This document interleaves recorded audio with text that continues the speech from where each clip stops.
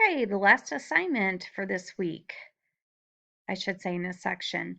So, one thing, make sure you opened up the understanding the continuity of care record. This will help with your health information exchange assignment. So let's go ahead and just kind of make this screen a little bit bigger. So Central Clinic is the data source organization in Federated Model of Health Information Exchange. What does this mean? So what it means is the providers at the Central Clinic can electronically send secure patient information to the providers at a pharmacy to improve, enable coordinated care of patients. This could also be said if somebody's working at a clinic and you have a hospital. Okay, the same thing goes there. Your health information exchange would be I could take that doctor's visit and send it to the hospital or vice versa, the hospital information and send it to the clinic. Okay, securely, it's health information exchange. Which of the following statements about continuity of care is true? The CCR does help practitioners determine what information is most relevant in the health of the patient at the moment of time. So keep that in mind. In the following statement, what is it, true or false? The CCR helps solve the problem of health information exchange and health information portability, and that is true. So they are working on, again, making health information exchange. So again, it's secure, private, again, and portable. CCR identifier header, does the EHR contain this data when on the patient profile? So this is partially. So a current encounter provider is listed, but the referring clinician purpose for creating the document is not listed. Patient identifying information, does the EHR contain this on the patient profile? Yes, it does. Basic financial data, this is a no. This information is not present on the patient profile or in the patient identification bar of the EHR. Keep in mind with the patient financial insurance, so if the hospital's treating the patient, they should have that. So there's no need to send financial information over.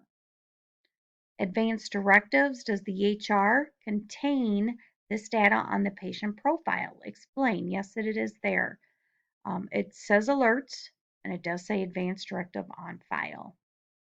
Okay, so let's get down to number 8. Diagnosis, problems, and conditions. Yes, they are listed and can be sorted from recent, most recent, or status. Adverse reaction alerts list allergies by agent and symptoms.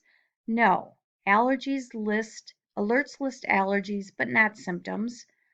You can click into the alerts to review the symptoms, but you're not going to see it right away. You have to click further. List of current medications, including the name, the code, the dose, schedule, prescribing provider comments. No, current medications are listed, but they do not have all the data listed within them. So it doesn't give the dose, doesn't give the route. Immunizations are missing. Vital signs, yes, are taken.